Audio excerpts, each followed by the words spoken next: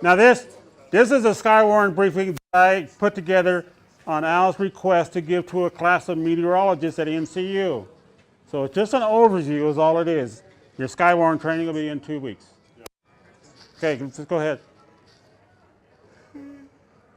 Skywarn is part of ARES. Go ahead, Alex. Skywarn is nationwide. Colorado is divided into regions and districts. I think there's 9 regions in Colorado. R3D2, is that some kind of a robot? No, that's our region and our district. R3D2 is Larimer and Weld Counties, which is what for our ARES. There are 5 districts in Region 3, and Region 3 has 11 counties. So it goes all the way to the northeast, goes down towards, I think, Lincoln and Jackson County. So we've got all this stuff in our region from the east side of Denver all the way around until it gets back to us. All that belongs in one region, our region. So it's pretty big. Including Weld County? Oh, yeah. That makes the biggest chunk out of the state. Yeah, let's go to the next one. There's the region right here. See, it goes from all the way over here. It's that big. It's a pretty big chunk. Yes, it is. Skywarn works in conjunction with NWS, eyes and ears on the ground for severe weather events. Communicate via ham radio primarily.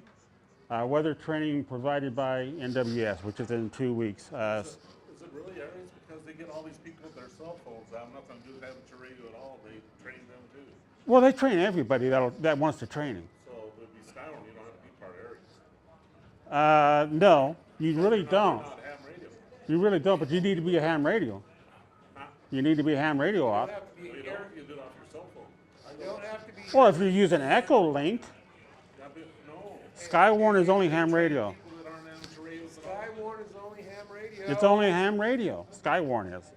Anybody can call in to NWS using their cell phone or whatever. Right. But I mean, They don't belong to Skywarn. the training, they bring people in that aren't ham.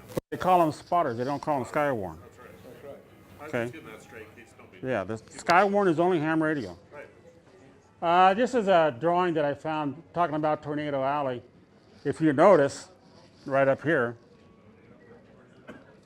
that's us. They consider us in Tornado Alley. Well, we're on the fringe, but we're there. Weld County is the #1 county for tornadoes in the country. Yes. Weld County is the #1 county in the country for tornadoes. Texas and Oklahoma. Well, here's the difference. Here's the difference is, out in those areas you hear about their tornadoes a lot because they're bigger. Okay? Everything in Texas is bigger, right? We get a lot of tornadoes around here. It hasn't been a whole lot lately, Right but along that northern edge of the state there. But most of our tornadoes are F0s and F1s, okay? They're very small, okay? You'll see a picture of, I think I got the picture in here, the Hereford tornado from last year. Events, tornadoes, wall clouds, funnel clouds, hail 1 inch or larger, heavy rain, flooding, high winds. Last year we had flash flooding in Greeley on May 8th last year. One of those hailstorms up at Westminster that wiped out that whole mall, you know. That's up there. Yep. We had one here a few years ago that wiped out a bunch of stuff too. Okay, this one here is the birth of tornado from 2 years ago. This one actually got up to an F3 at certain points. You can see it blowing the debris on the ground. Yeah. So this one was pretty good. And we had all kinds of spotters on that one. We had at least 4 or 5 spotters on it. Some of them are flying. Yeah. This one here is the Hereford tornado from last year. Even though this was pretty much, it didn't do any damage in Colorado. It did some damage up in Wyoming. Tore up a gas line up there and a few other things, but nothing here. But this tornado started out as being funnel clouds south of Nunn. We had 2 spotters report that. I was actually running the net that day again. But we had funnel clouds south of Nunn, made necessary phone calls to get tornado siren going. By the time the tornado siren started, this thing was probably about 5 miles past Nunn already. Okay? They had a big problem down at the dispatch center with the sirens. But I think we got it straightened out now between myself and Roy, the OEM manager, because I was on his ear a few times that day. He also requested information from us on damage, which we only reported the damage in Wyoming, and he called up there to make sure they knew about it so they could respond to the damage up there in Wyoming. This tornado went up to Wyoming and then it curved to the right going into Nebraska. That morning I actually got a phone call from NWS. NWS is doing it a lot this time nowadays, is calling up whoever's supposed to be running the net that day if they think there's going to be some activity. Well, they called me up and said, hey, we got conditions for long track tornadoes.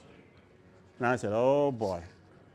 But this thing did turn into a long track tornado. It just didn't start until it got up towards Hereford. So it was a pretty wicked storm. Is that the last picture? Yeah, I think so. Huh? Don't have the Windsor one, the big one? No, I mean I could pull that down. I was just trying to show stuff for the last couple of years. I thought it's the biggest one we've ever had that I know. Yeah, well, no, if you go back in their records, there's been a In the 80s we had those. there's been a few F3s that's been back there. I didn't see the F4s, just F3s. Yeah, three's the biggest. So yeah, the Windsor one was that was now. It was weird. There is one big difference between. People always tell you that storms like this, tornadoes normally come from the southwest to the northeast, right? That's how you hear about them in the rest of the country, except for here. They'll go any darn direction they want to.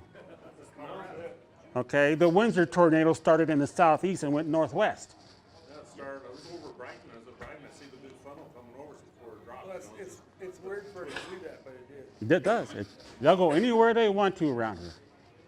When I lived in Oklahoma, the place I lived in Oklahoma, tornadoes went to the north and started from the south and went up towards the north. And went right, usually would pass right through that area where they made the Wizard of Oz. The Wizard of Oz. Yeah, well, that's what they did, that's what they made it. Yeah. It's still in Tornado Alley.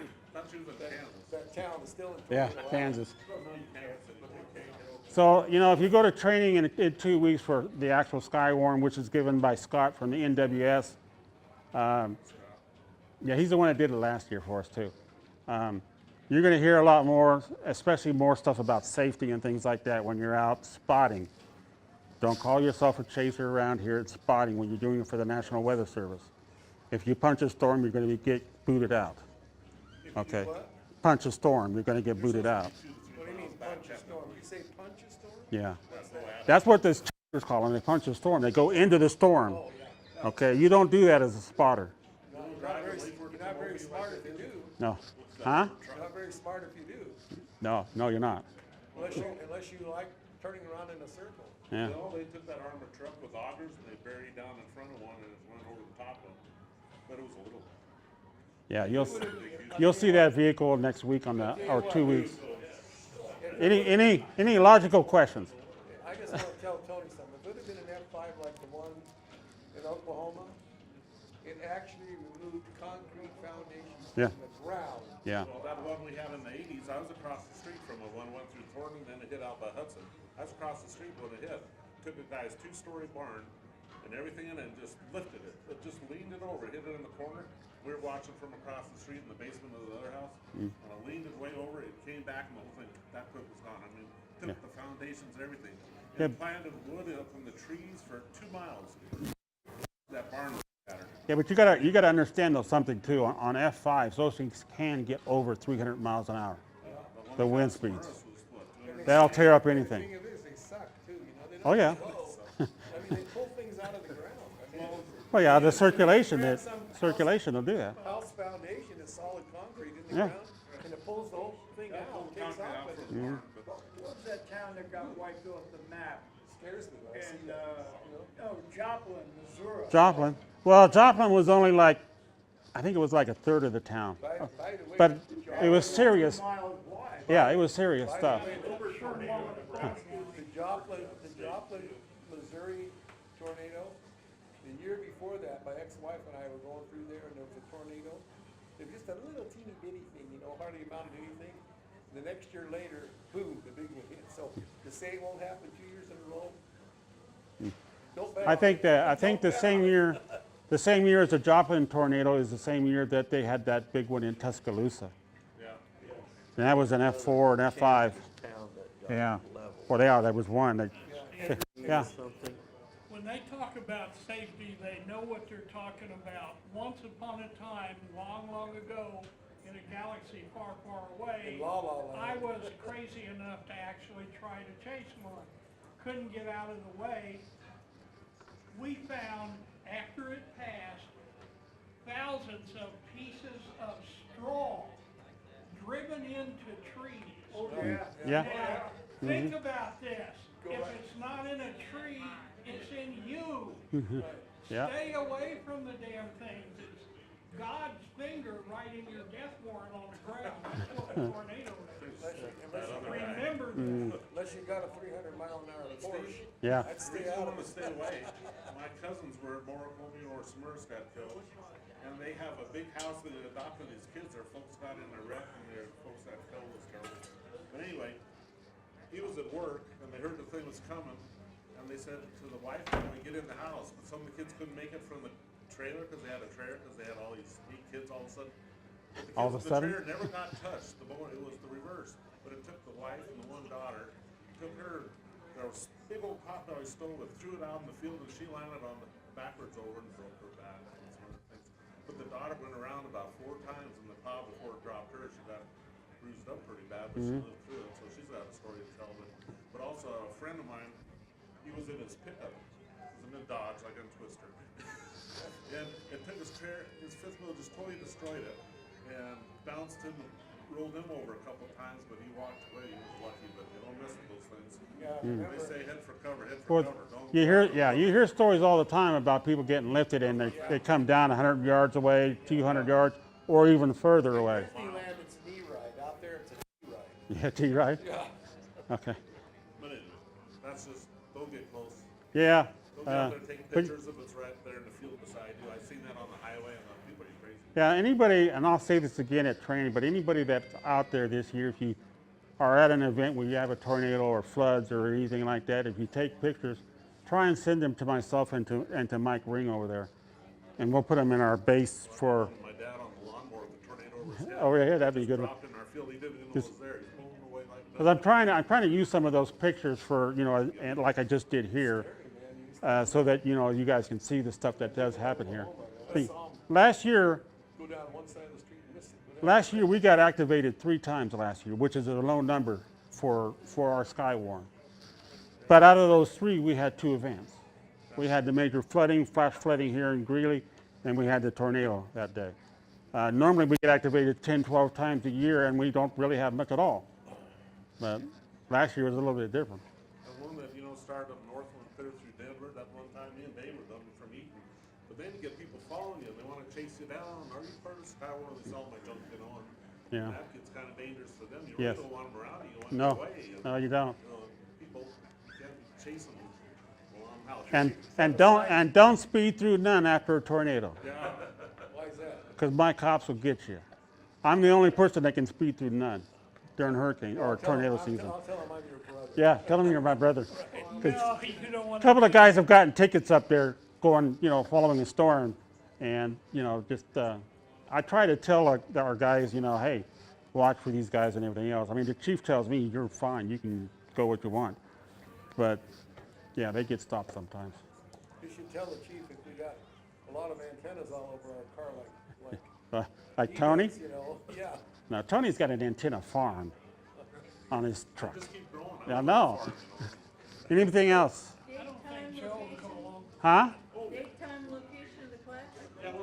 Oh, it's over at the police services building on Timberline, 2221 South Timberline. Oh, Fort Collins. Yeah, in Fort Collins. Leave your guns in your car. That's the OEM. Don't forget to tell them to leave your guns in their car. Yeah, leave your guns in the car. Don't carry your guns inside. It's at 8:30 in the morning, and it'll probably go until 2 or 3 o'clock in the afternoon. This is a Skywarn training in 2 weeks. Yeah, yeah. It takes about 3 hours if you do the whole thing. They have a short part, and then if you stay for an hour, you watch the rest of the movie, and they show you people driving into this big old tornado. I've been to 10 of those things. I like the ones that they show the flooding, Yeah. that people drive into the floods. I've seen that in real life. Yeah. Sometimes they'll drive in there, and then they're floating downstream. And Yeah. Call 911. You know, during the big flood we had.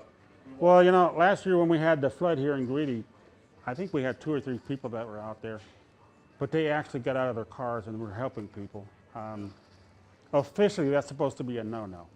Well, when I'm along the plow, I tell the state patrol, I tell people don't cross the bridge because you see me and with all my junk, you know, I was blocking the road, but they go around. You're not a policeman, you can't stop us.